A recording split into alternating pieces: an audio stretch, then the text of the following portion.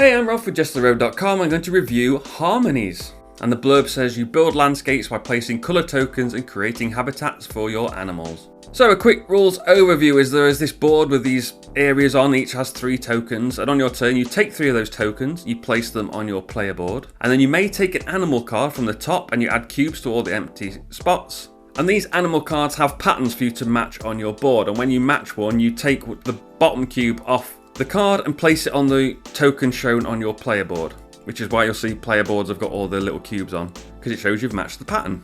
And that's all you're doing on your turn. You then end your turn, the next player takes their go, and when somebody has 2 empty spaces on their board, players take even turns and the game will end. And you score points for your animal cards. Now, as you're matching the patterns on those animal cards, you're going to remove the tokens. You score the highest number of points. So you're removing them from the bottom. If you remove all the cubes, you're going to score the topmost value. You score the topmost value of the last cube you remove off it, and so you're going to get loads of points for all your animal cards that you've completed, or partially completed.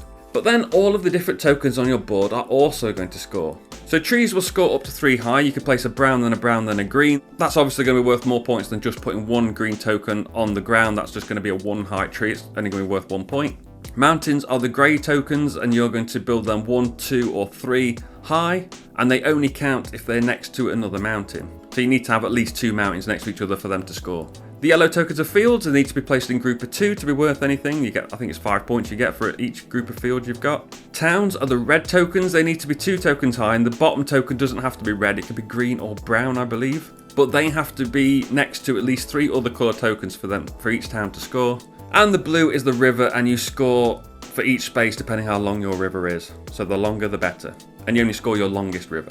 And the player with the most points wins. So the main mechanisms, of course, are pattern building. You're going to want to place these tokens on your player board to match those animal cards in order to get points for them, but you also need to make sure that your tokens that you're placing also scores for themselves. So when you're placing a river tile, you're not looking just if you can make your existing river longer. You need to see if you can match something on one of your animal cards as well so that you can score that. So there's lots to look at.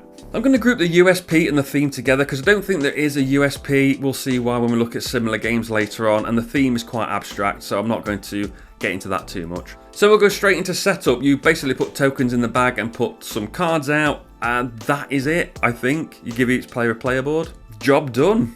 We're ripping through these segments of this review. So straight on to components and artwork. The wooden tokens are nice. The crib sheet could have been clearer. I think they've tried to do it without using any language on the sheet, but they're sort of missing out some of the scoring, particularly how you score towns could have been a lot clearer. I did have to ask for clarification on how that scored. I couldn't work it out just from the crib sheet itself. And the art on the animal cards is also really nice. Look at that artwork, it's beautiful. Ease of teaching is very easy. I think the actual rules themselves are easy to teach, getting your head around what you do and how you score the animal cards, and when you place a cube that you have to place it on the right wooden piece on your board, because then that wooden piece is basically locked down. You can't build on top of a wooden piece with a cube on it, so once you've scored it to match an animal card, you then can't build that up, so you need to take that into account. And I just think while the rules are very simple, the intricacies around the rules may take some players a bit of time to get their head around. So I mentioned similar games, let's look at some now, because there are a lot. Any of games like this, it's been done quite a bit before. I'm just going to list a couple off the top of my head. Azul is one of those where you're taking something from the middle and you want to take enough that you're going to be able to do what you want to do, but you don't want to take too many, because if you take something that you don't need, you have to put it somewhere on your board.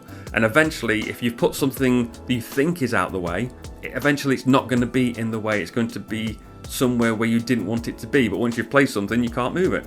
So it's kind of like Azul in that way.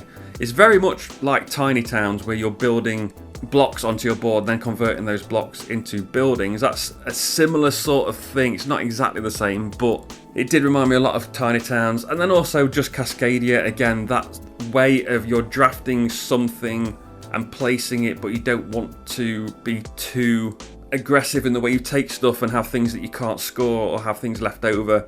You just have to be careful like that. There's tons of games like this. I'm sure you can think of 2 or 3 off the top of your head. But anyway, this is a review of Harmonies, so let's look at my positives. Well, the first thing is obviously it looks really nice. It looks really cute on the table. The artworks are really good as well. As you're building your board up, while it is quite abstract, it does look nice as things get that 3rd dimension and start to build up from the board. I always think when games do that, it looks cool. The board that you put the tokens on, that you take your tokens from, You see how it's got that arrow? That's really cool. So what you can do is you can spin the board to choose the first player, randomly choose a first player, and then you can point it at them, so that board then becomes the first player marker, because we're playing even turns, so you need to know who the first player was so you can remember who's going to go last. Why has that not been done already? You think it seems quite straightforward. It should have been done quite a bit, but yeah, I really like that. The game itself is a really interesting puzzle. You're trying to fit those tokens on, you're trying to match the animal cards, you're looking at the tokens you can take and how they work with your existing animal cards, and can you take tokens that will score an animal card that's available to draft if you take that one. Then you've got to think, oh, if you score this river here because of this animal card, I now can't score that river as part of this other animal card, so you need to make sure all your animal cards are synergizing around, as well as all the tokens on the board scoring for their own thing. It's a really interesting puzzle and gives you a lot to think about. And as I mentioned before, you are building up as well, so if you're building mountains, you want to build a mountain 3 high, a tree 3 high, just to get those extra points, which is really nice. And then part of that puzzle is if you place a cube on a 1 level mountain to score an animal card, you then can't build up on that mountain. So you need to try and make sure everything's coming together, as well as looking at your animal cards, looking at your future animal cards, looking at the available tokens. It's all really good gameplay, but that leads on to the negatives. It is slow because there's a lot can change before your next turn. You can look at the end of your turn and there's 5 available sets of 3 tokens you can take, but you don't know which of those are going to be available. You're not going to know which 3 are going to be available after the person before you takes their turn. You don't see that until they've finished. You've got to look at the animal cards you've got. You've got to look at the animal cards available. Can you work it all out? Can you decide what to do? And are you doing the right thing? And there's lots of things where you could do this, but it might mess this up. And if you do that, it might mess this up. And it messes with your head a little bit. And it has what I like to call LAP, which is literal analysis paralysis. Because analysis paralysis is a term that gets bandied around. A lot of the times it's given to somebody who just takes too long and thinks too much. But there's a lot of games where some people have analysis paralysis and some people don't. And this one, I think a lot of people will have analysis paralysis because there's so much to think about on your turn. And I think that lap is... I've got to give it a negative for this game because if turns were really quick, it would have been a much more exciting game. But because turns were so slow, it kind of brought it down a bit for me.